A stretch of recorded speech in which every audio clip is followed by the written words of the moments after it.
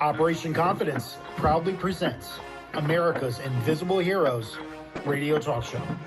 Tune in weekly on Sundays, 2 to 3 p.m. Pacific Time, with your hosts, Consuelo Mackey, U.S. Army veteran and co-host Matt Davison, announcer Taylor Marcella, and Brooke Gadesi, U.S. Army veteran and entertainment segment host Charles Whitehead, Veterans and Legal segment host, attorney Danielle Sherrod, U.S. Army Veterans and Lifeline for Women Veterans segment host Martha Elena Varela, Veterans in Recovery host Anthony Akinpora, and U.S. Air Force veteran and Incarceration to Success segment host Kevin Lewandowski.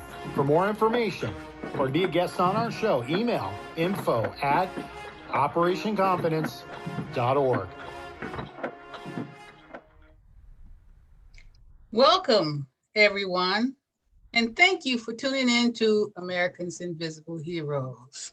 Yes, I'm your host, Consuelo Mackey, Executive Director of a nonprofit organization called Operation Confidence.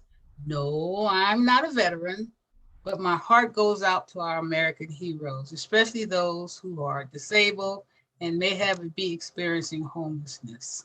For those who are new to the show, American Invisible Heroes strives to provide a platform for our veterans to be able to share heartfelt stories, resources, experiences, and accomplishments, and as well as challenges. So now I'd like to introduce you to our wonderful co-host. By the way, our Matt Davidson is off today. He'll be back on October the 31st. But we have Charles Whitehead, U.S. Army Reserve veteran and a board member. And of course, he's our co-host. We have Brooke Gadesi, board member and an announcer. And she's here with us today. Hey, girlfriend, she's having some internet problem because there's a storm there where she's living, but we're hoping that our internet doesn't go out. We have Taylor Marcella. She's an announcer and a board member. And Martha was supposed to be on the show today, Martha Elena Varela, but she's under the weather. She's an advisory board member, and she has a segment every week that's called Lifeline for Women Veterans. Then we have Lauren Hammond. She has a weekly segment called Creative Charities Auction, and she's a sponsor for Operation Confidence. Yay, Lauren. And we have Chaplain Wendy Childress. She has a monthly segment entitled Living Life Completely. Hey, girlfriend. And we have Anna Montague. She has a bi-monthly segment called the Rosie's Movement. And today we have, again, and we're so happy to see her, she's doing well today, and that's Denise Marie Pasquaski, and she's an Army veteran. Welcome to you all. Welcome. Welcome, everybody. Okay, say hello, everybody, to our wonderful viewers. Welcome. Hello. Hello. There we go. Hello, everybody. Happy There Sunday. you go. Okay, so now we're going to let Taylor take it away, and also Denise, and she's going to chime in a little bit later. But Taylor, you take it away right now, girlfriend. Sure, Connie. The invisible homelessness. Female veterans often go uncounted.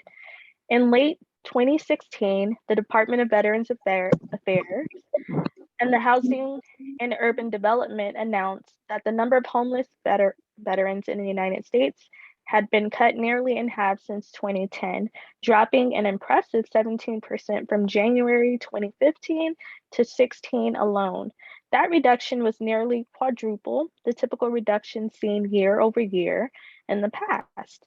While these statistics are promising, some organizations argue that a large and important part of the homeless veteran population, female veterans, is not properly represented in these numbers and remain practically invisible to society. There are numerous reasons why homeless female veterans are not properly represented in assistance or reporting efforts for that matter. A large percentage of female veterans facing homelessness find ways to live with family or friends, couch surfing, for extended periods of time. Many feel unsafe sleeping on the streets or even in shelters. Many homeless facilities focus on the larger population of male homeless veterans who also happen to be more likely to reach out and utilize VA services than their female counterparts. Many female veterans with children are worried that by accessing services or asking for help against homelessness, their children will be removed from their care. And others learn that many shelters have limits on the number of children that can accompany their mother. Wow. Okay, Denise? Denise. Yes, and just to add to that, in a recent response to the VA and the HUD report, the organization Final Salute Incorporated voiced all of these concerns as well as noted issues with how the system counts sheltered veterans. For example, the VA counts the sheltered veterans primarily using its homelessness screening clinical reminder, acronym SHCR as it is known, surveying veterans participating in substance abuse, mental health clinics, since there have historically been higher risks for housing instability. But, however, 82% of women veterans do not use the VA for healthcare services, as reported by disabled American veterans. So the majority of female veterans were completely left out of the screens. Additionally, HUD's point in time estimate counts only those homeless living on the streets on one specific night. And I have to stop right there and take a big breath. Oh, being unemployed, a major factor contributing to homelessness for both genders, affects more than 23,000 female veterans. While reports state that only 4,338 female veterans were homeless in 2015, that leaves more than 18,600 unaccounted for with no income. Final Salute Incorporated argues that many of these women are in fact homeless but don't meet the current HUD definition for the PIT count. Unbelievable. Although numerous organizations are working diligently to reach out to homeless veterans of both genders, this unique need of female homeless veterans is now just beginning to be addressed.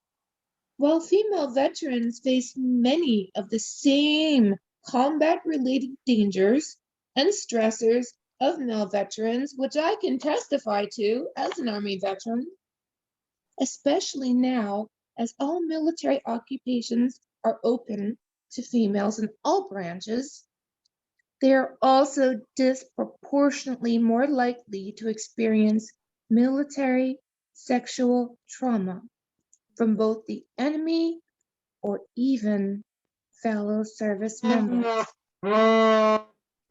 Additionally, domestic violence, disability, health and mental health disorders, such as anxiety and post-traumatic stress, are characteristics associated with homeless female veterans.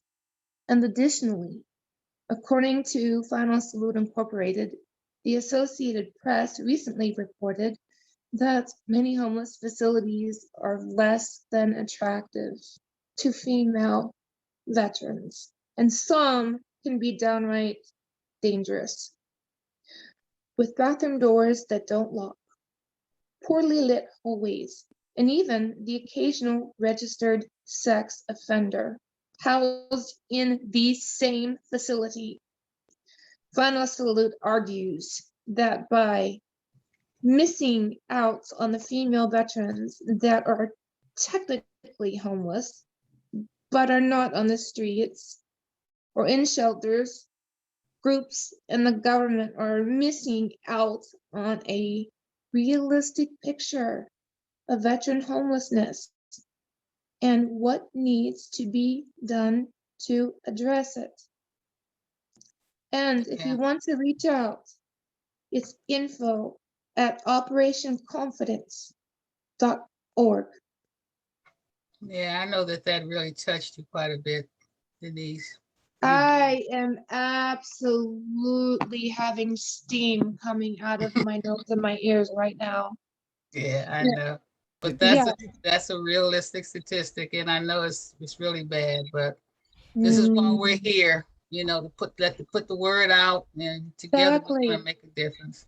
Exactly. Denise, did Yes. you say that 80% of the women veterans do not use the VA or what? There was a stat you said early Yes, on. yes.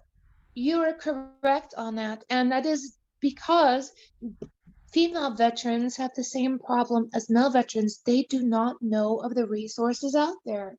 Yeah, That's why we talked about revamping the TAP curriculum, having a safety net when these veterans come out. They don't know where to go. Exactly. Yes, Charles. that's a sad stat. Yes, Yeah. yes. Got to This is why change. it's so important for Martha, who's off today, not feeling well, Martha Varela, Denise and myself and Wendy and a few others are right in the midst of our creating combat boots and heels Yes. organization, because it's so important to be a mentor and resource program. And we need many more to get involved. But this is the issue, is what we're just reading now, is how our female veterans are being left out. Oh my And goodness. it's just horrible. I've seen it with my own eyes. You would not believe what's going on with our female veterans. So Oh, they need us. yes, But they do. yeah, but thank you so much for that informative information. Okay, Brooke, take it away. Introduce our next segment host. Of course. Chaplain Captain Wendy Childress is a retired Army chaplain. She is currently a life coach and facilitator who facilitates workshops for family wellness, singles, and more. Our guest today is Daniel, excuse me, Daniel. Daniel Johnson served 15 years in the United States Army as a power generation and equipment repairer. Daniel, not Donald, Daniel is originally from Hammond, Louisiana, and is the father of 4 and grandfather of 8. Take it away, Wendy. My apologies. All right, Brooke, I was going to say, I guess Daniel's been baptized with a new name. He didn't even know he was getting a new name when he came on the show. I can Daniel's do that to son. people. I can do that. I can just change your name like that. It's all good. My apologies, Daniel. My apologies. Okay, and before I interview my guest, let me say a quick prayer if you all don't mind. No, we ask you to do that, please. All right, thank you. Dear Heavenly Father, we come before you, first of all, giving you all the glory, honor, and praise because you alone are worthy, Father. We thank you for this day and for waking us up because we know so many did not wake up, Father. We just thank you for all the wonderful blessings, for our health, for our strength, for the use of our limbs, for being able to breathe, Lord. We ask that you continue to send the workers because we know the work is plenty. And we need those that will stand the ground and fight the fight and help our fellow battle buddies and sisters and brothers in uniforms that need the help and deserve it. And we ask that you continue to bless Consuela as you have given her this burden to care for and to reach out and to meet the needs of as many of our veterans as she can. In the mighty name of Jesus, we pray. Amen. Amen. Man, Amen. that was right on time. Amen. Amen. Amen. And Amen. along with that, Daniel, in addition to the new name, Daniel is an Iraqi war veteran, and he had the distinct honor of serving under the late General Colin Powell during the Gulf War, Desert Shield, Desert Storm in '91. Yes, I was impressed. I didn't know that myself. And he also served as a peacekeeper with the United Nations in Macedonia during the Bosnia-Herzegovina conflict. Now, as you know, Consuelo, you remembered, you have a great memory. He's married too. He's the husband of my beautiful and wonderful friend for Right. quite some time, Michelle. And I was going to say, and it appears that those two are growing younger. They look like every time I see them, they have the young potion. They have it over there. That's a veteran too, right? He's a veteran and she's a veteran, and I Yeah, think right. they have They this met in the youth potion military, over right? there. Yes. Did they meet in the military? Yes. Yeah, We met. yeah. I remember the story. So Yeah. she was on last time, and she went and peeked in on you, and you said, "Hey," if I'm remembering right. Yeah. Right. You all have great memories. So Daniel, I will ask, let me start with your service in the military. What was that like? You know what? Being in the military was very enlightening, Wendy. It was one of the most greatest experience I've ever had. It has shaped my life from the first time I went to boot camp at Fort Leonard Wood, Missouri, and it continues to shape me to this day. I am so appreciative of the service and the camaraderie that I had in the military. Yeah. It was great. It was great. I endured some hardships, but we all do as service members. But I wouldn't trade my experience for nothing in the world. Cool. Okay, well that's good. That's good to know. And so as I just shared, we know it took you to Bosnia and Iraq. Are there any other places that your service took you to? Well, I was Any in other Germany. countries? I was in Germany. I did 2 tours in Germany, and I was in Korea. That was my first overseas tour. I was in Uijeonbu. Yeah, I was in Korea. Oh, okay. Yeah, did some time in Korea. Yeah. Okay. And so then when you transitioned from the military life, how was that for you? You know, it was difficult, and I was glad that I had Michelle to guide me, to help me, because being in the military, we all know that only thing you had to worry about is doing your job and doing it well. You didn't have to go find a job because it was always there for you. But getting out of the service, it was scary, and you feel like you on uneven ground because all the support system that you had in the military, it's like gone. It's not there anymore. And I was so grateful that Michelle was there to help me and guide me in the civilian world, because after being in the military for 15 years, you don't understand civilian life anymore. Yeah, that's one of the topics that we talk about all the time. A lot of our veterans come on saying they didn't have any idea where to go. Huh, Charles? We talk about that quite a bit. Oh yeah, they don't know where to go. They it's a lot. You're lost. You finish up. Yeah. Because like I said, like you say in the military, all you have to worry about is doing your job. You get fed well and all of that, and then when you get out, it's like, Now what? Yeah. now what? Exactly. And you don't have any guidance with the thing that really bothered me was with the medical you don't know where to go. I mean, I went to the VA here, and I was telling them about a lot of things that was going on with me, and they kind of dismissed it, and that kind of frustrated me, and I kind of shunned going to the VA for quite some time. And then a lot of the symptoms, because I suffer with PTSD, has been diagnosed. And so I finally went back, and the symptoms were so severe that, they had to recognize it. But when you get out, you don't know what's wrong with you. You really don't, and people struggle. It's a struggle, and it put a strain on my marriage because I didn't know what was going on with me. I was very aggressive,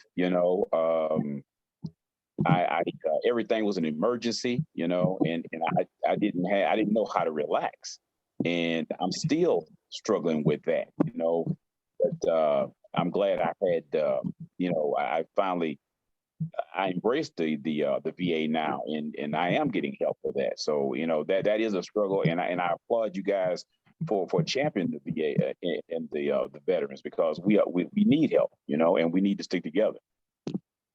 Yes, and and thank you for your transparency, Daniel, because that is half the battle. First, acknowledging that something is going on, because so many. Every time I encounter a veteran on the street, in the grocery store, wherever, I talk to them. And how are you? Is that what I ask them? Oh, I'm doing good, chaplain.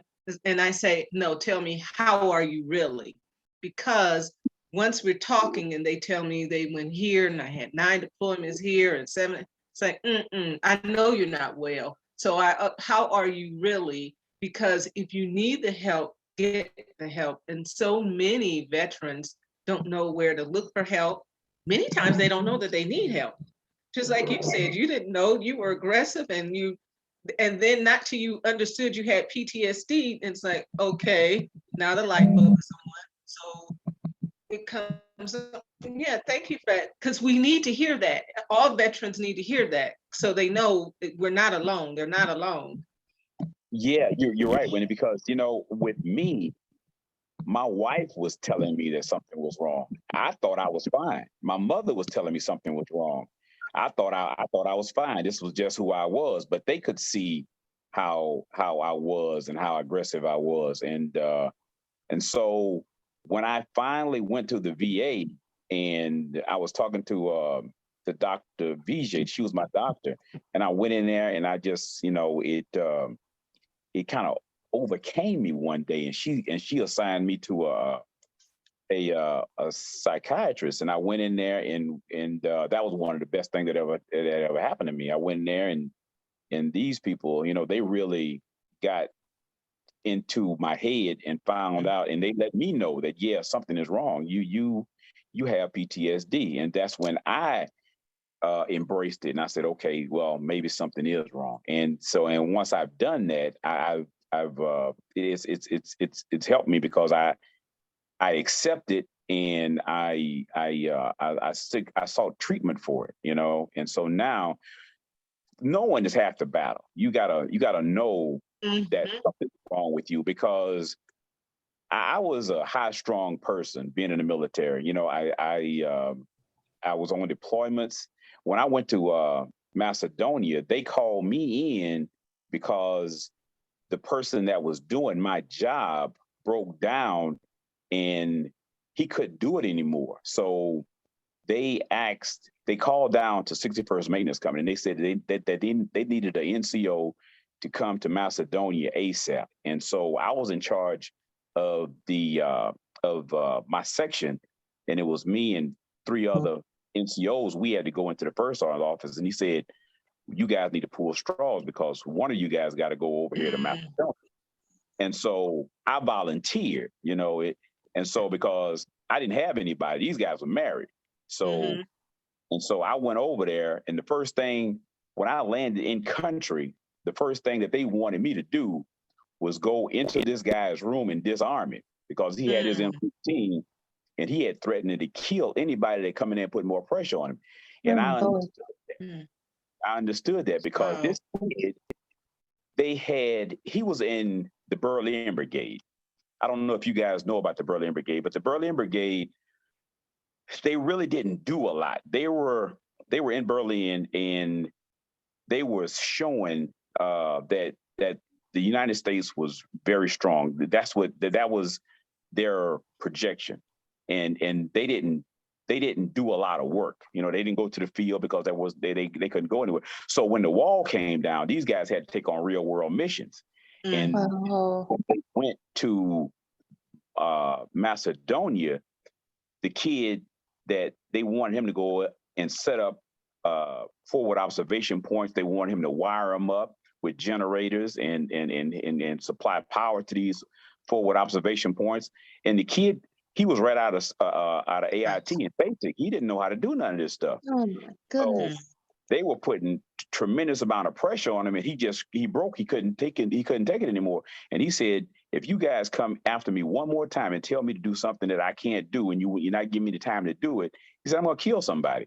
So when I landed in country, Colonel Frazier brought me in and he said, Sergeant Johnson, the first thing I need you to do is go up there and disarm this kid because nobody bothered him. I went in his room, knocked on the door, and he said, who is it? And I said, Sergeant Johnson. And he said, come in. So I walked in and I said, son, listen. I said, the mission is mine now. I said, you know, all the pressure's off of you. I got it. I said, give me your weapon and all your rounds. He gave me all of he gave me his weapon, all of his ammunition, and he broke down. He you know, and I understood it, you know. Mm-hmm. And these are the stories you don't hear about. You know what I'm saying? And when I was there, the pressure was on me, but I could take it, you know. But those are the type of things that I know cause my PTSD. You see what I'm That's saying? what I get ready to say. You came home with it though, the pressure. Mhm. Exactly. Right. And being stuck in these type of situations all the time, you know, I'm sweating now thinking about it, you know. Yeah. Yeah. Yeah. So Just- yeah. I mean, Just I as would I get calls at 2:00 in the morning, and these guys they were on hills inside Macedonia, and to drive up there in the Humvees, it would take us from Camp Able Century. It would take us 3.5 to 4 hours, depending on the weather, to get up there in the mountains.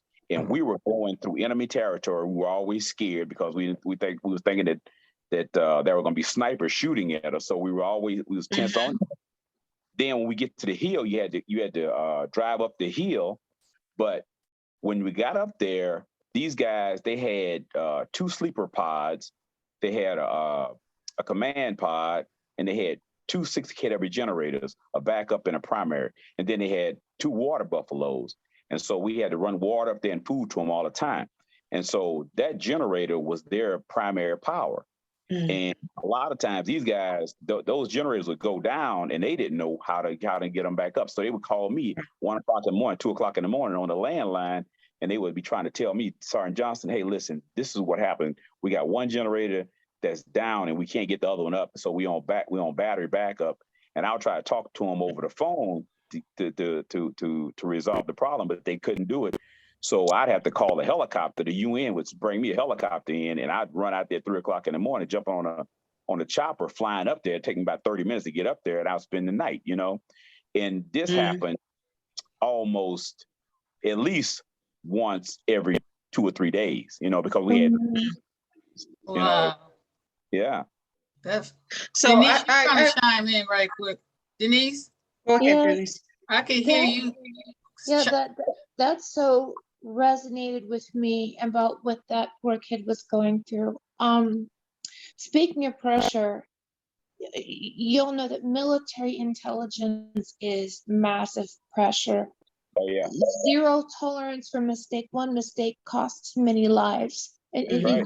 you do have that on your shoulders all the time, even when you leave the skiff. You know, there's no getting away from that. So we were a joint mission, and a really nice sailor, Navy kid, we're good friends with, never missed, even if he was sick. One day just didn't show up for a mid-watch at night. And we knew something was off there. So I, along with one of the barrack sergeants, went down and knocked on the door, no answer. And we pretty much knew, at least I did, what we were going to find when that door opened and he hung himself. Oh yeah. Yeah. Yeah. And I just want to say this too, Daniel, and I'm glad you said fear. You were afraid. It's a natural thing.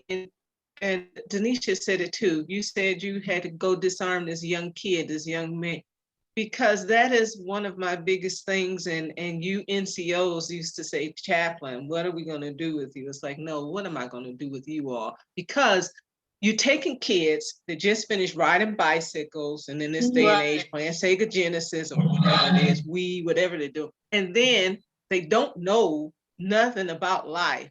You teach them how to shoot a gun. You send them to a war zone, and what do you expect? Because this is nothing like they have ever seen before. They have no frame of reference for what they're going to encounter.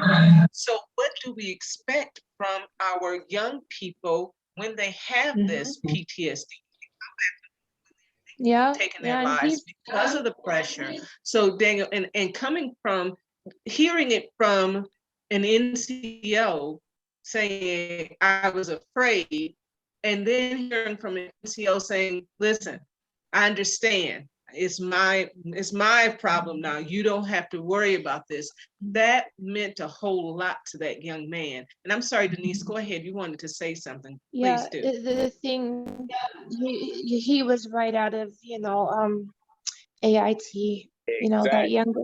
So, I don't know how many of you know this. I went in after university and I chose to go in as enlisted. So I had a reference point. I was in my 20s. I had experienced life and I was able to handle that. But you're so correct. They're coming out of high school and, their respective boot camps and AIT, and they have no reference of point or anything. And so you have tragedies that occur like I just described. Heal himself. You're exactly right. You're exactly right. I had an incident when I was in Korea. Now, I Yeah. went to in the 80s, okay? That was before cell phones and all this kind of stuff. The only way you could call back home is you had to leave our site, go over to Camp Red Cloud and make a landline call. It was kind of, you were in a booth and you had to go in there and then you had to say over because, and then that's when they would hook you up on the phone and you would call home, and that was the way that you talked at home. And we had a lot of these, just like she said, we had a lot of these young kids right out of high school. You take them not out of their state, not out of their city, but you take them out of the country, and then you drop them over into South Korea, where everything is different from what you're used to, and then you take them even from there, and then you put them out on a isolated site, camps, 61st Maintenance Company, way out in Weijambu, and these kids they don't know what to do, and I've a lot of times, once again, I knock on my door at 3 o'clock in the morning to CQ saying, Sergeant Johnson, one of the guys over there and he trying to commit suicide. And I go over there and this kid wrist and all kinds of stuff. And these are the things that I didn't know was affecting me because I just dealt with it and it just moved on. But until I went in there and talked to that psychiatrist, all this stuff came back, and in this one particular story that just really it sticks with me. All of them stick with me, but this one kind of got me. When I got back from Desert Storm, I went home on leave, and I got back. And when I came back, I ran up to PT formation at 06, and my assistant squad leader, he was saying, Sergeant Johnson, he said, this is our new guy, because I was in PT clothes and everybody else was in PT clothes. And so this guy said, Sergeant Johnson, this is one of our new guys.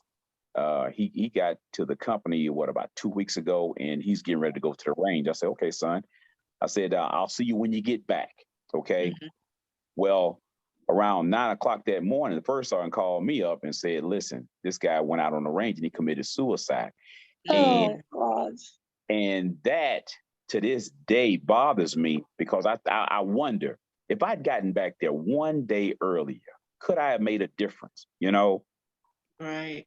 The guilt, the survivor's guilt. Yeah. You can't do that to yourself. You just can't do that to yourself.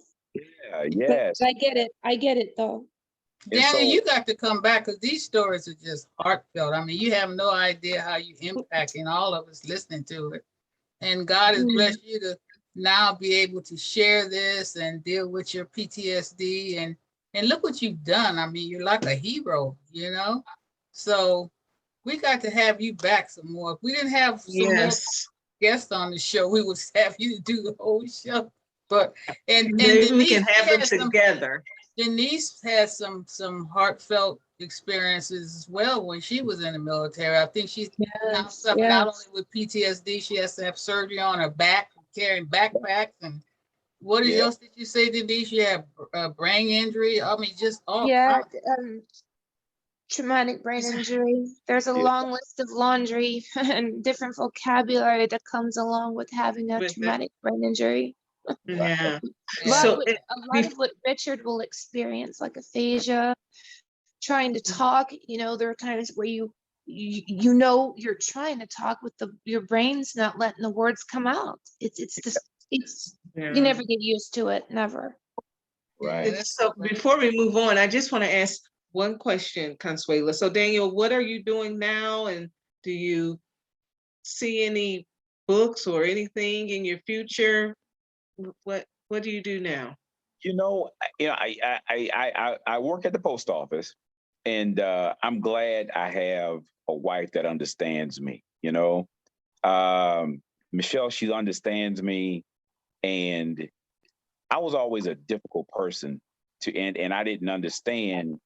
I just thought that was just the way it was supposed to be. But now that I understand that my military experience had a traumatic effect on me, and these stories, they were just part of my life, But when I would tell Michelle about them, she was like, "Oh my goodness," and she would like listen to them, and she would let me know how profound they were. To me, it was just part of my life.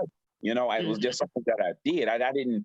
I just moved on. The next story, the next mission, the next thing.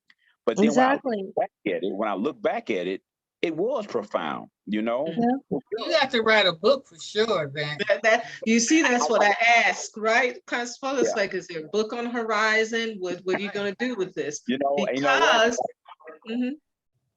you know what? That might be in the making. When I got one more thing I want to say.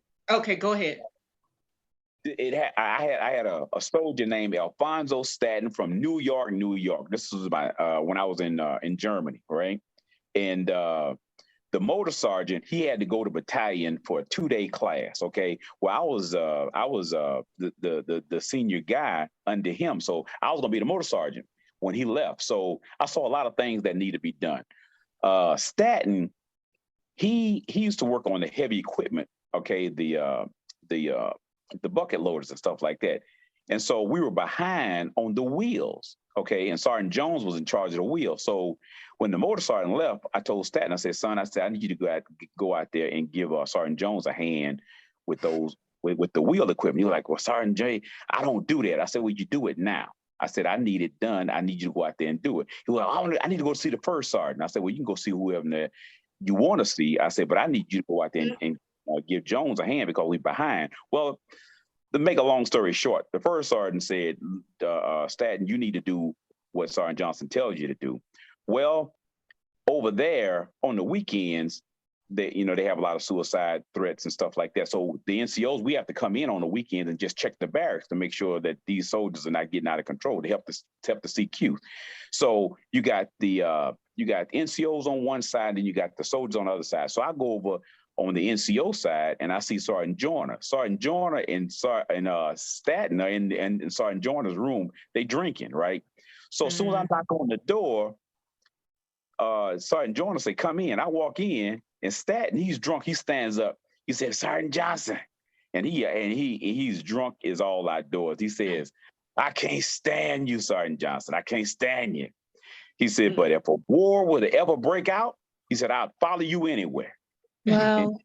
He said, "Johnner, you my boy." He said, "But I wouldn't follow you around the block." That's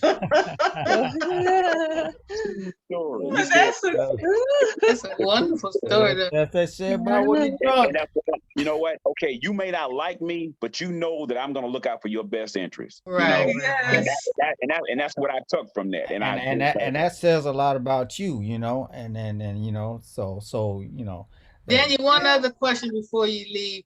Where's Michelle? Can Michelle wave at us or something? Sure, Michelle, she's somewhere right there hiding. We know that. She got to make sure.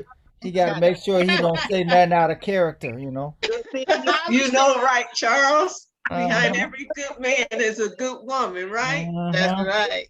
Thank you. Like, she over there with the eye, like, "Hey, you better, I know, My heart just break, And then he hasn't even gotten to Iraq yet. So yeah, you got to have him back. Yeah. Oh yeah, you too, girl. You promised me. You a lot.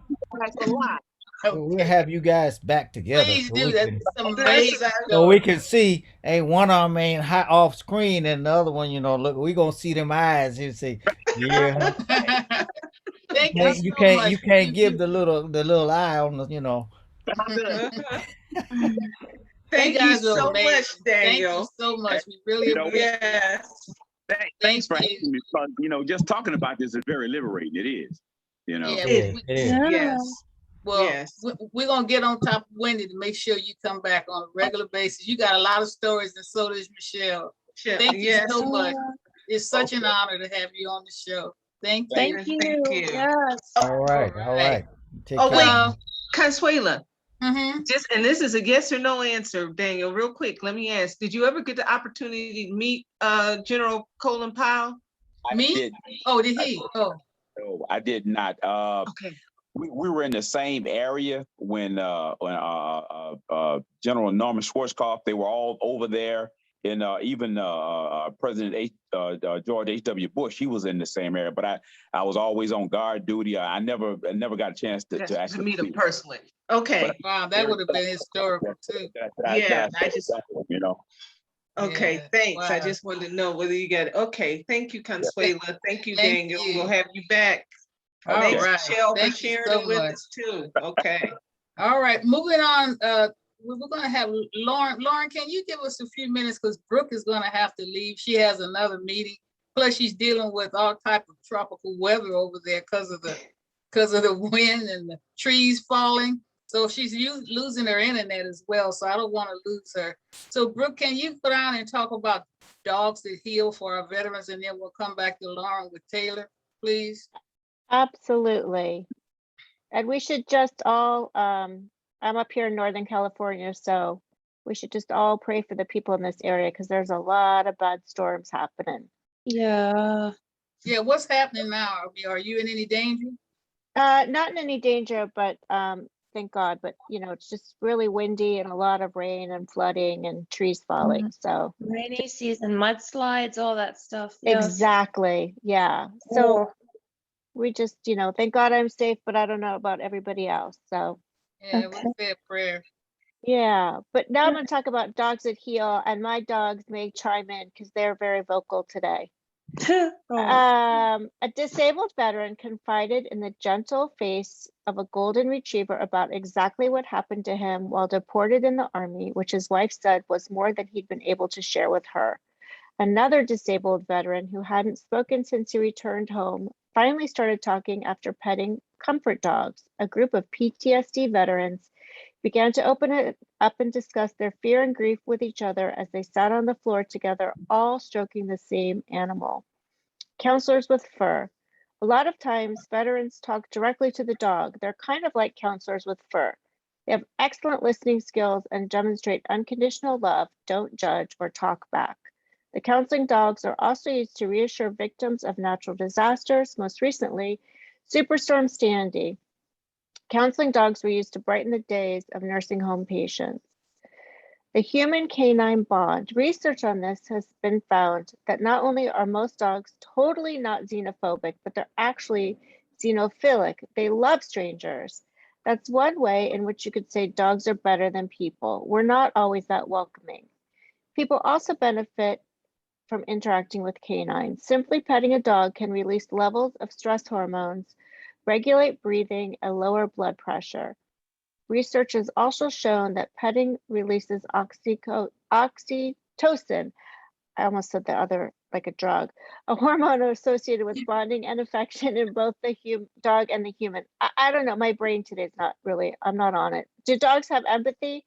In situations like the Newtown shootings, dogs were an effective form of comfort, says psychologist Debbie Coustance of Goldsmiths College, University of London. Dogs are social creatures that respond to us quite sensitively and seem to respond to our emotions.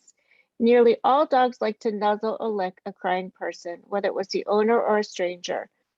To some, the idea of sending a dog to a grieving person might seem too simplistic, but very simplicity is part of what makes the connection between humans and canines so powerful.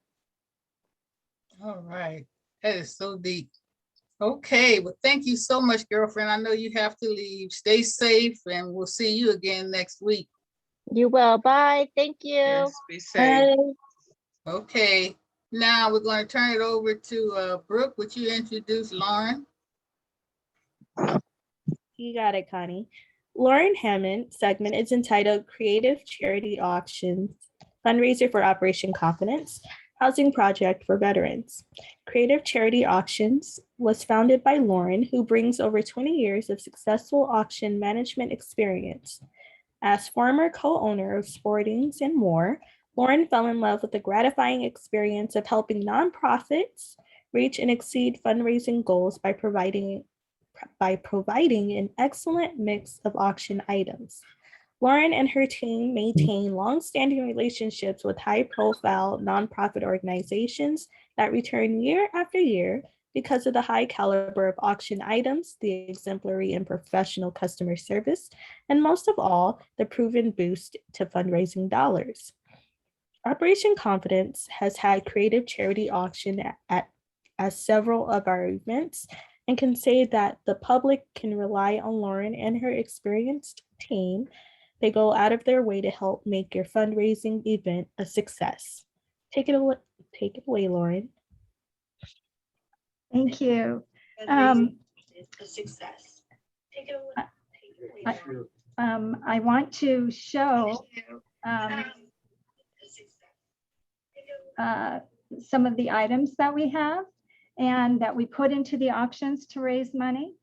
And also some of these items, or all of these items, if someone is looking for a gift, they can come here and pick out an item they would like and pick the charity they would like. So if they come in from seeing this, they could go and raise money for Operation Confidence.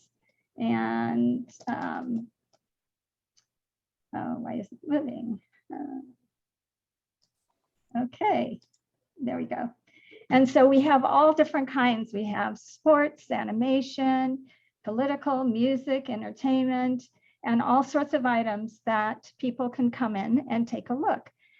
If we don't have it, they can ask us, and if we can create it or buy it for them, we will do that and send a portion of that purchase to Operation Confidence. And so we have so many things, and we are constantly creating new items and buying new items and updating the site. So this is just a small example of what we have. Things sell, and as they sell, we'll do our best to keep it updated. And but this is just a small example of what we have in our gallery and our store. Let me see if I can click on our store. No, but this is again an example. And when we come out to do an event, we bring in items of all the different categories. And so yes, here's the store. So here are some other items that we have. And again, in all areas, from art to music to political to art, jewelry, handbags. And when we're doing an event, we gear what we bring to each event. So if there's, depending on the age range, the demographics, how much people are paying to attend. So we can always help by bringing these different items and providing them for gifts and doing what's ever best for you. If there's an online auction, we can do that as well. So these are just a small. Here's actually one of Marilyn and DiMaggio of her Armed Forces ID card when she was in the 50s doing her USO tours. And so there are so many other ones. And so if anybody has any questions or would like information on the costs of things, they can contact me. They can go to our website at creativecharityauctions.com, or they can call our office at 818-840-1200. And we'd be happy to help in any way as we can, because we obviously love raising money for Operation Confidence. There's such a need for what they're doing, and we are there to help.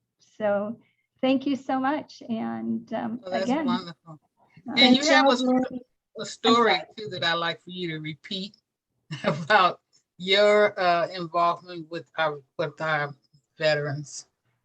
well, I used to be on a softball entertainment team called the Hollywood Cover Girls, and we would travel around the country playing softball before the minor league ball clubs as a team of actresses and models. And we were asked, when we were in Virginia, someone from the military saw us, and we got called and were asked if we would come and do some DoD tours. So I spent a summer in Japan and Korea, and the following summer in Guam and Okinawa.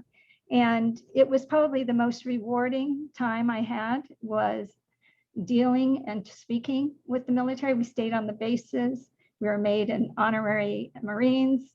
It's just, it was so wonderful. And so many of these young men who were there, we did a surprise while they were in Korea. We surprised them when they were thinking that it was an inspection, and we went there.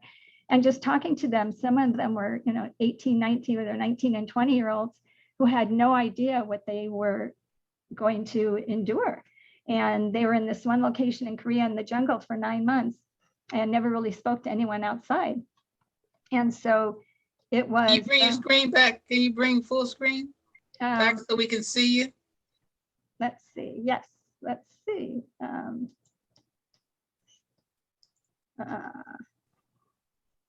You know how to Oh, do no. it. Stop sharing. Stop sharing. Stop sharing. Okay. There you go. And so it was just a wonderful experience talking with them, letting them know that we all supported them, that people did care. They did some radio spots and commercials so that during the holidays, they would play them, letting them know that, we're there for you, we support you. We'll take messages back to your home if, any of us live in the states where they were from, or can contact them. We took messages back, and it was such a warm and wonderful experience being at these places. And we had fun as well as experiencing those. We did different things, like we were on the rooftop at one time where some military flight who were flying planes. We did kind of like, if you guess this and they lose, you could pick what you wanted from them. And so I came home with some wings, with a whole outfit of an air flight attendant. It was just fabulous. And, wow. Yeah. That is, and you say you had some pictures you want to bring back and I show know me. I didn't have time to go through my boxes, but I do, and I will within the next couple of weeks. I'll definitely Please make do. time. That should be wonderful to see that. We have some on Thank you. tanks and submarines and sitting in Yeah, we want to see open that. helicopter. And so, That would be wonderful. Lauren, Yes. I have a question for you about your auction. Do you have a promo video or anything like that? you know what, we do have, I do have a video of some of our setups, and Yeah, you're gonna get it to us. and Yeah, I because will do that. we could do, you know me, I'm always like, hey, you need a jingle or whatever, just but I will have that for next week. I'll have a couple different setups of how we do it and what we do, and incorporating, a lot of the items you just saw into the auction. great. And That'd be great. one of our the best feelings for us is when we can send a charity a nice size check, and that's our whole goal, is to send as much as we can. And Yeah. that's why we decided to also open a store, so it gives us another way when let's say someone's done well at the beginning of the year, but at the end of the year they could use some more money. Well, now we can help them do that. And with online auctions now, you can do that anytime throughout the year. That's something we started because of the pandemic, and we'll continue doing those as well. And some are doing it before their event. They'll do it, they'll have the online auction a week before their live event, and then we'll close it at the night of their live event. So we'll do it however they want us to do it. Wonderful. So That's great. Thank you so much. That's important. you're welcome. Well, All thank you. right. Okay, moving right along. Taylor, you're going to introduce our girl, Ann Monaco. Of course, Connie. Anne is an executive director of the Rosie's movement and a Rosie's of the Riveter daughter. Some of her first memories are about the home front war effort, saving Greece and taking it to the store and to be used in the war effort, their large victory garden, and her mother going to work in the mornings feeling well, but coming back dizzy from inspecting lenses at what they called the war factory. Rosies are the surviving women who worked on the home front for the war effort during World War II. We encourage Yay. people to find them, learn what they did then, and get Americans to work with them now, though they're about 90 and above, to do projects that leave a lasting record of their legacy. Each Rosie is different, and each story has the human touch. And when you put their stories together about what they did during the war, their legacy is more than one story.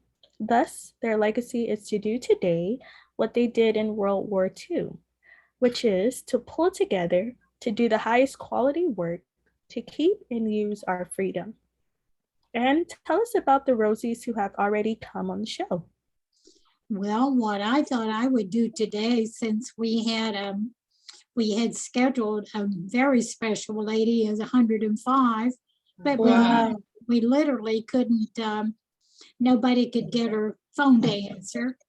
So frankly, we just decided to wait till a couple of months from now. But in the meantime, I'm going to have Charles challenge me. Give me a letter of the alphabet, Charles, and I will tell you a story, I hope, of a Rosie with that initial. You see, I've done 13 years of interviews, so I hope I can come up with one. So what letter of the alphabet? Before Charles do that, I want you to talk about real quickly though, some of those phenomenal roses that we've had on the show. They Oh, were you've had 99 and 100 years old, 98, and they were just incredible. They were funny, they're informed, they remembered everything verbatim that Yeah. happened in World War they II. are special people. I'm not kidding you. They're they special were. people.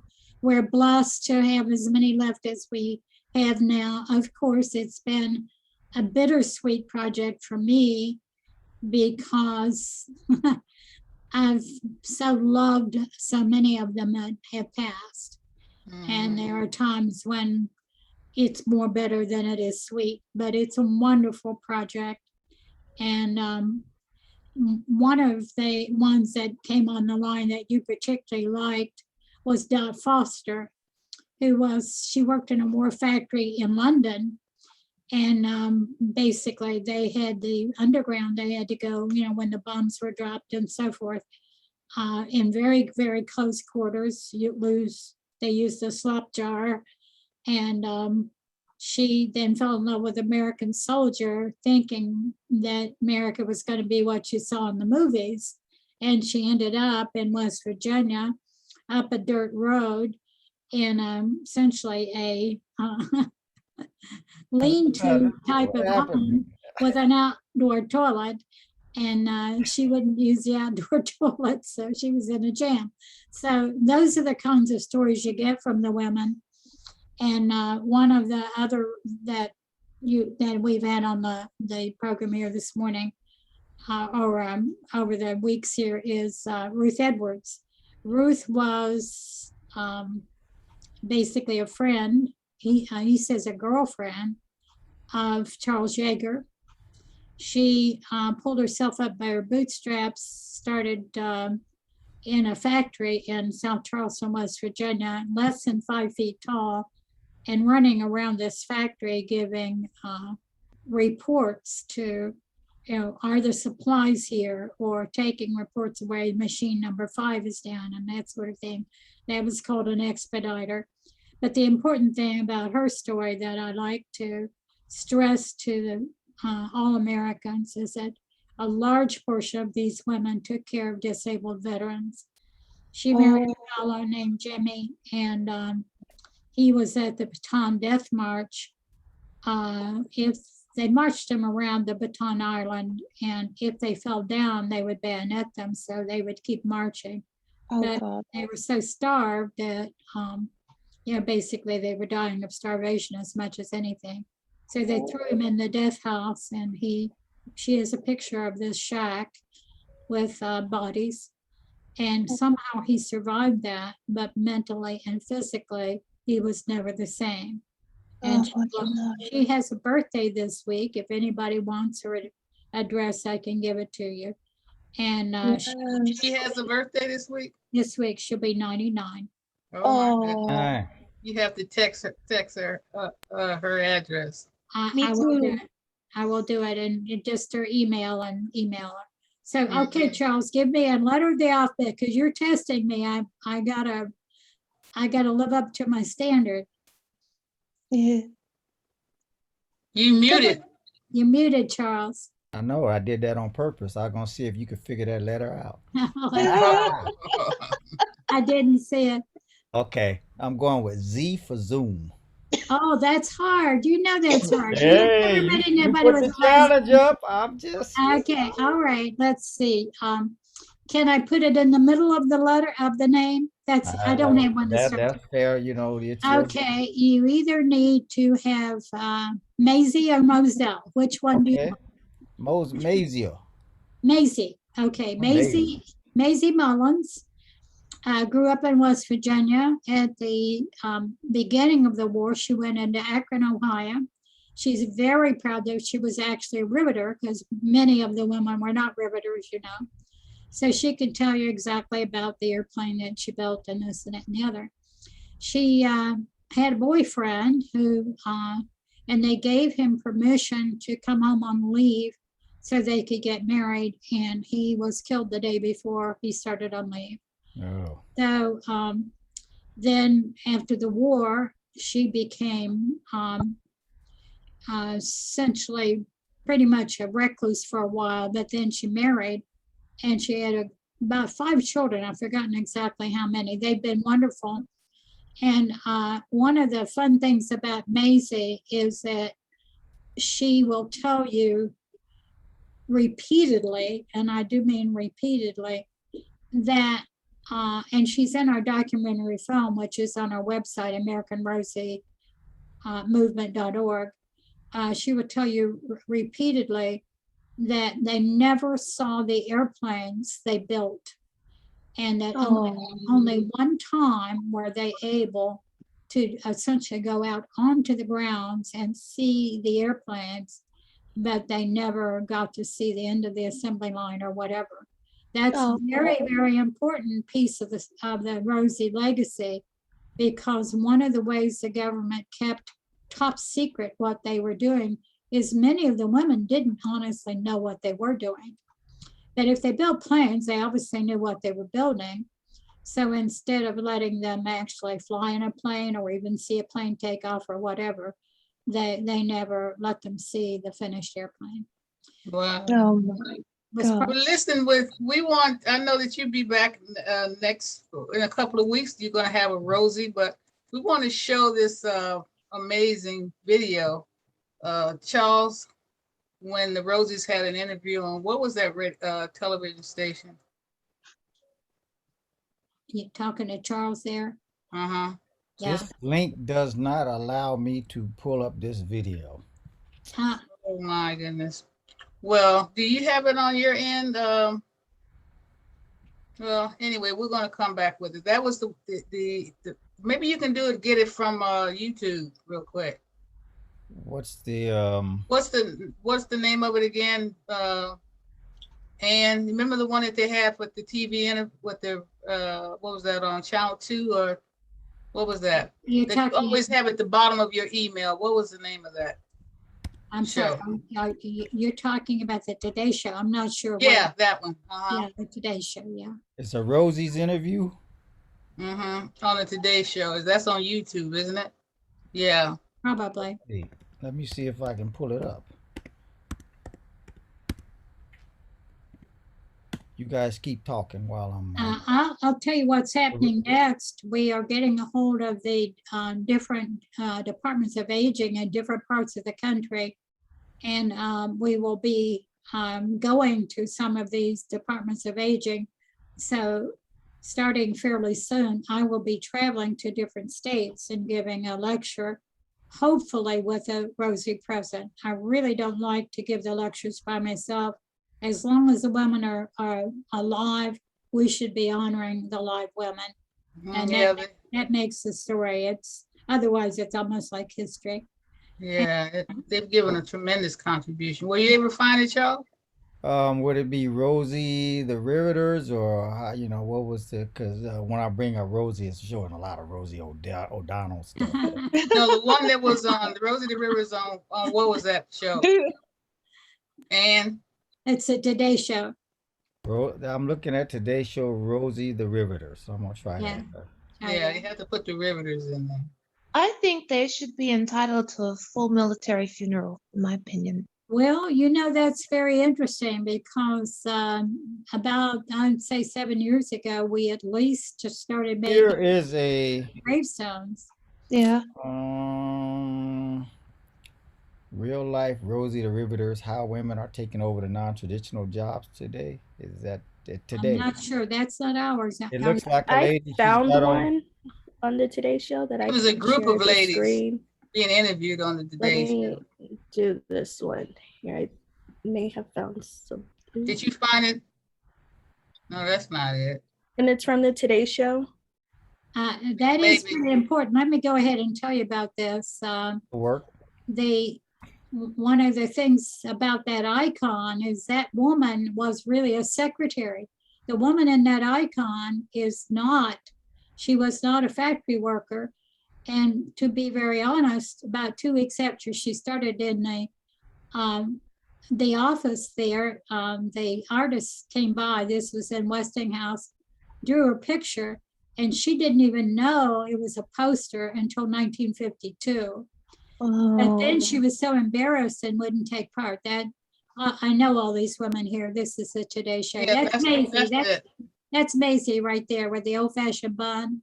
This is the factory. This is the factory that Ruth worked in. Does it have sound to this? Because I'll put it back. The woman on the left there, she has been deceased. I like Ann's talking about it. This is good. She knows this stuff. I knows this stuff. But I wanted to be able to hear their interviews, though, these ladies. It's all right. Let me just go ahead. The woman there, Garnet Kozelek, she is the first Rosie that I interviewed. And when I interviewed Garnet, I said, this is what I'm going to spend the rest of my life doing. And that was 13 years ago last June. That's Neva Reese. She made parachutes in Akron, Ohio. Her hands were so big, she was more than 6 feet tall. And the test they gave her without telling her that they were giving her a test for employment was to open a mason jar. So they made a mason jar so tight that nobody could open it. They saw her 6 feet tall, sent her down to the place where they make the parachutes. It's hard work. And they basically said, can you open this jar while we're going into a meeting? She flipped open the jar and they said, you're hired. All of the women here, I think there were about 19 women there that day. I'm not sure. That's, of course, Ann Curry. One of the problems that we had was that they NBC fired Ann Curry before they showed this. So they only showed this for about 10 minutes and didn't let us know ahead of time when it was coming. So we ourselves didn't even get to see this. We only found it later, which is too bad. But this was an NBC production and they did a good job. Of course, Ann Curry is Japanese and she wasn't a bit ashamed of or uncomfortable. She said, we call her Queenie, the young girl there. She's half African-American. But Ann Curry was very, very proud of the women and said, if you hadn't won the war, if you hadn't helped to win the war and been really instrumental in winning the war, I would not be here today. Oh. So the footage that they have was not our footage, you see. That was most of this supportive material. That woman is named Q.D. Wood. Believe it or not, the letter Q, the letter D. And her story is her father was in World War I. He was in France, and he said to the French men always making eyes at the girls, thought cutie, C-U-T-I-E. They didn't understand the English, and they thought it was Q-D. So he laughed and he said, if I ever get out of this war, I'm going to name my firstborn child QD, whether it's a girl or a boy. And that's how she got the name. QD. And she worked in a factory in Boston. And she also helped us to develop the only park that Rosie the Riveters have designed and built on their very own is in this lady's hometown. And she was one of about 8 women on a team that chose the land, designed the park, and helped to raise the money. Wow, this is amazing. Yeah, it's amazing stuff. It is amazing. The fact that Anne knows all these names and stuff is like, it's like, Yeah. I mean, and, I feel guilty. I will forget one now and then, and I'm just drives me nuts. It just drives me nuts because I feel like I should remember every name, but I've done more than 200 interviews, see. Well, and then we do projects. We don't just stop at doing the interviews. We do projects that make a lasting record in the community. So we've named. This is very interesting. I mean, this is such a contribution. And what these women will always tell you is they appreciate the women's movement to a point, but they will say, we have to pull together. So that's our now. Pull together, then we can do it again. It's our well said. This woman was literally electrocuted on her job. And they basically, nobody knew what to do. And somebody was smart enough just to pull a plug on a drill. And she was stunned for a good while, but then she came back and she then joined the military after being a Rosie. So, and then she was a leader in West Virginia politics. All these people here are her daughters. Who, and actually, she's a leader not in politics so much as the unions. Her husband was a union, he was president of the International Transportation Union. So many of the women realized just by having a little bit of experience, those 2 to 3 years that they were in the factories or on the farms or shipyards or whatever, it gave them confidence. And that's one reason I love the name of your program, Consuela, Operation Confidence. Right. If you don't have the confidence, I lose my confidence at times and it slows me down. But, we've got to have the confidence to go on. We've got the freedom to do it. We've got to have the confidence to get on the ball and make it happen. This is so empowering. I just have to say, at that time, fellas, those planes that you flew went off to war could not have been possible without the Rosies. That's right. Without the Rosies. That's for sure. That's the Rosies. Yes. And we're so happy to have Anne on the show every other week. And she brings on who you going to have on the next time? Next time is a woman named Lenora Brill, B-R-I-L-L. We only found her, I believe it was August 20th. She had never been recognized as a Rosie. The town of Brunswick, Maryland completely embraced her. So when we had our September 3rd, 6 model cities that have done 5 years work with us, the town of Brunswick, Maryland embraced her. And everybody was crying because, she was just so heartfelt. She said, I always knew that it was important to me. I knew it should be important to my country, but nobody ever said I did anything important. So then the women will say such things as, it gave me personhood. That kind of thing, it just touches me to the point that, and so many of the women are widows and they live alone. And to tell you the truth, they're lonely. Oh no, this is breaking my heart. Can I adopt them, please? Well, I would. There are things we can do. I mean, one of the things that I'm doing right now over the last couple of weeks is we're working with American University. And that's, of course, in DC. And they're going to be assigning a couple of students to us in January. And we're trying to choose which project is best. But we need to all over the country. It's not just, this is a social movement and we really need to get busy. Of course, we're understaffed and underfunded. So that's always Wow. Well, Denise is going to be good to help you on that end too. Denise, I want to say, your name is really easy. It is. Thank you. This is the way I would remember it. And I've known a lot of Polish people. Is that a Polish name? Yes, the SKI is Polish. If it was SKY, that would be Russian. Okay, all right. Now, if I were going to go skiing, I would pass a cove to ski. Pass cove to ski. Cove to ski.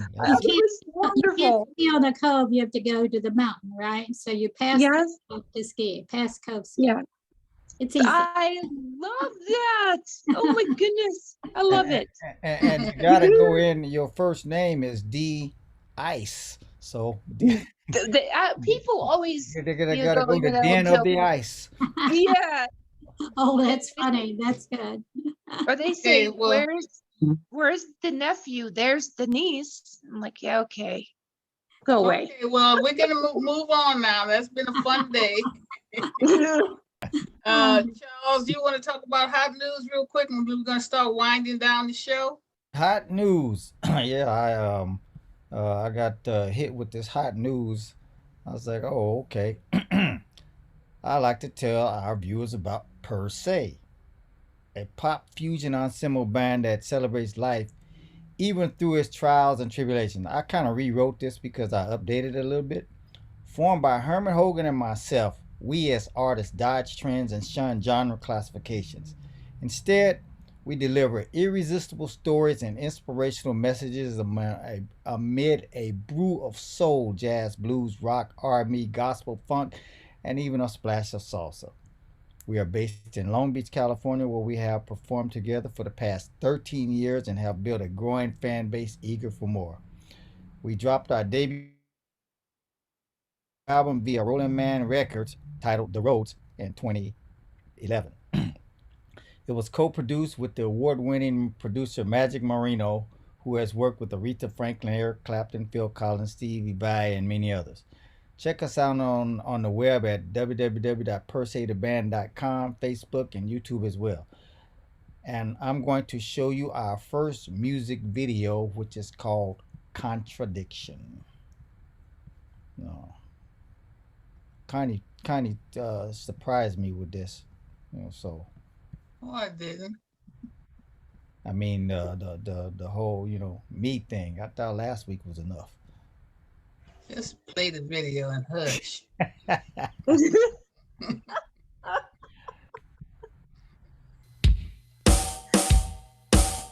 This was like 2011.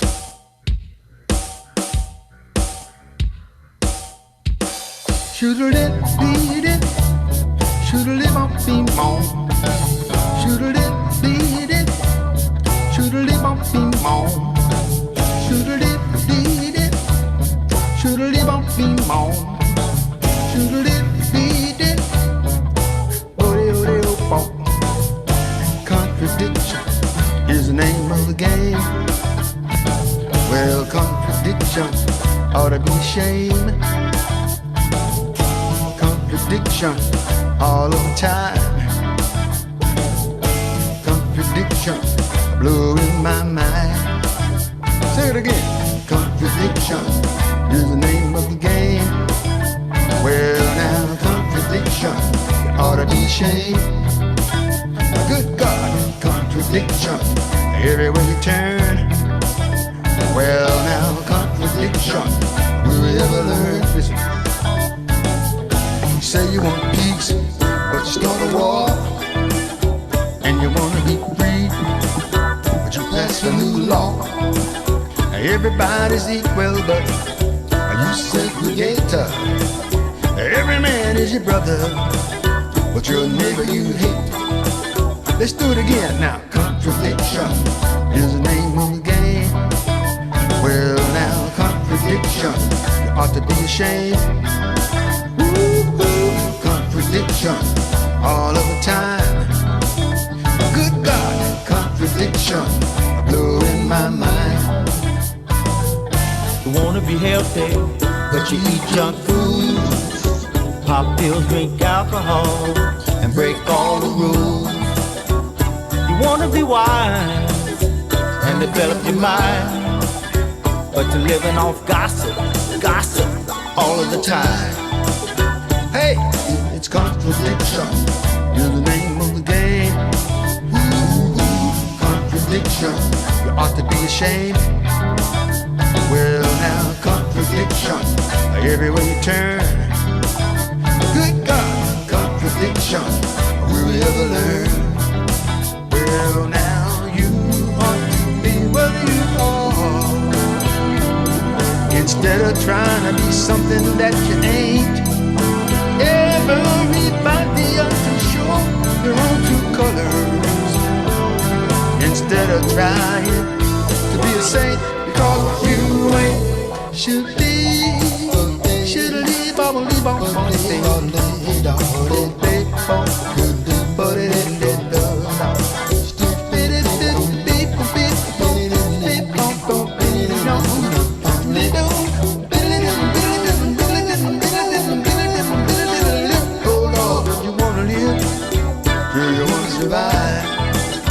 but you're heading down the road to suicide.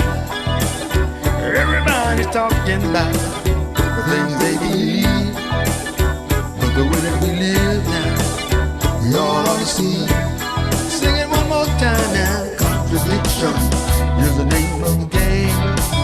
Ooh, contradiction, you ought to be ashamed. Ooh, contradiction, all of the time. Good God, contradiction, blowing my mind, blowing my mind, blowing my mind, blowing my mind, just blowing my mind, blowing my mind, blowing my mind, blowing my mind, blowing my mind. Will we ever learn? Will we ever learn? Will we ever learn? Will we ever learn? Will we ever learn? Will we ever learn? Will we ever learn? Shouldn't be bumping on me, but go better, better than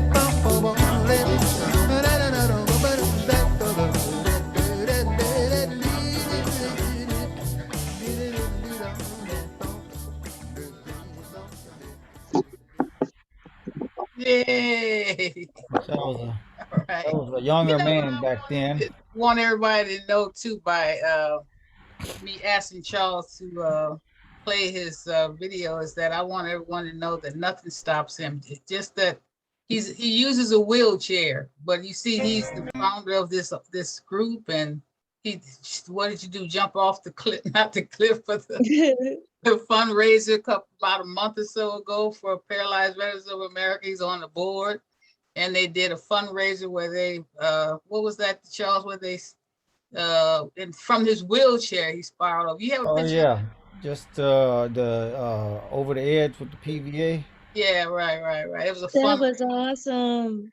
Wasn't that amazing? Yeah. Yes. So he's done that. I mean, he's on Skydiving and jumping out of airplanes. and the thing that put me in the wheelchair is I went over a 150-foot cliff in a car. So, Yeah. I'm here. Was that coming back from boot camp or something? No, that was the first accident. So I had two accidents. I had one coming from AIT after I left. I finished the defense mapping school. Before I made it home, I was in a head-on collision with a drunk driver. In 1982 and 1987, I went off the cliff and they put me in the chair. But you know what? This is 2021 and I'm still here. That's right. Yes. God is good. That's right. It's So, amazing. you That's the know, main reason why I wanted to see just some of the extraordinary things that you do. And and we consider you as a role model, although you and I have our little chats. And you call me, mhm. what did you call me? What did you say I was? Oh, I said the Connieisms. The ism. I'm a Connieism. Yeah, when she started doing all these little things, I said, okay, that's a Connieism, you know. She like, you know, now, I don't know what's going on. Where's more at? You know, and I don't see it. So she don't know. She don't forgot. That's a Connieism, you know. Yeah, well, anyway, that's all right. I'll be the ism. But anyway, we're winding down now. We had a Yep. great show. I want Yeah. to thank everybody for coming on today, and I'm gonna let Taylor take it. And then when we get to talking about the positive redirection team, I'd like Denise to chime in on that part. Okay, so Yes, take it away, Taylor. ma'am. I would like to remind our listeners about our amazing advertisement rates. We have 20 and 30-second advertisement slots available.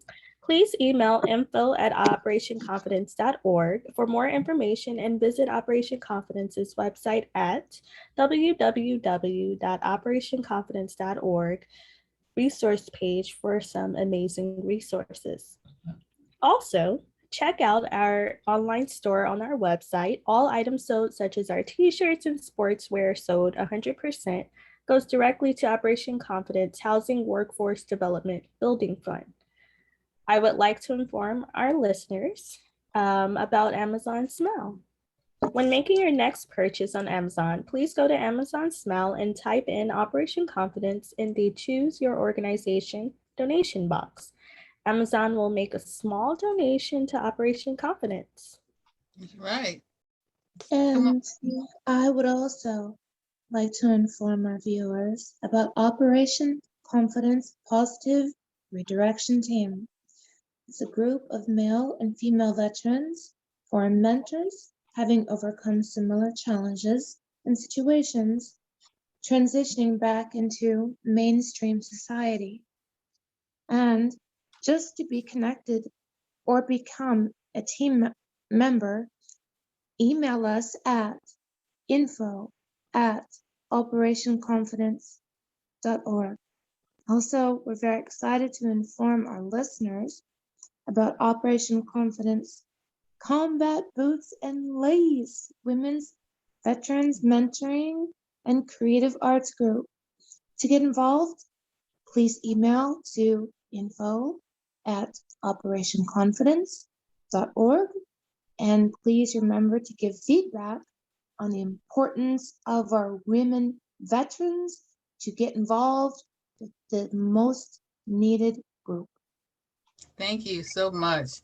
Welcome. Okay, I have a quick announcement. If any of our veterans have children that need any academic skills, affordable academic skills, contact True Ambition Community Center.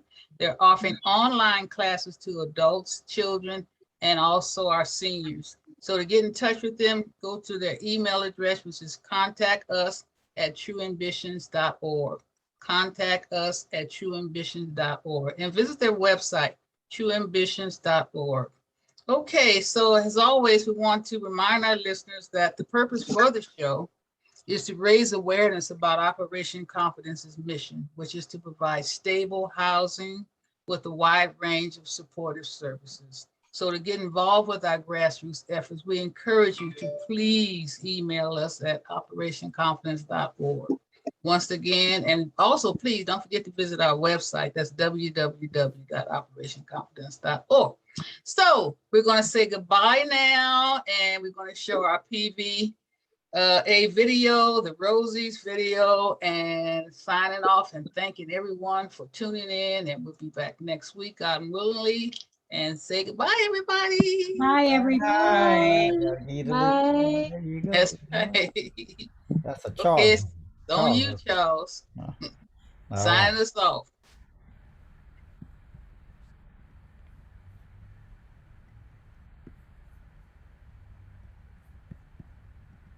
I am Buddy Canute, a former Rosie the Riveter. I riveted P-40 pursuit planes during World War II. We did our part back then. Now, can you step up and help the Rosies pull America together again?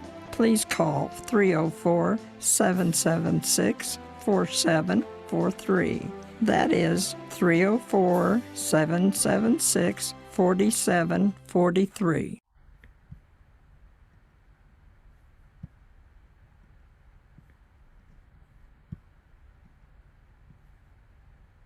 Long Beach, PVA, California chapter USA.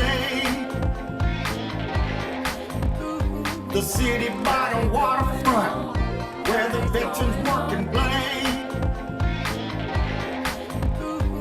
Long Beach, PVA, California chapter USA.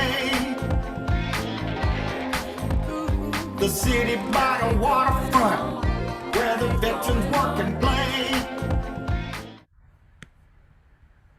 For more information or to be a guest on our show, email info@operationconfidence.org.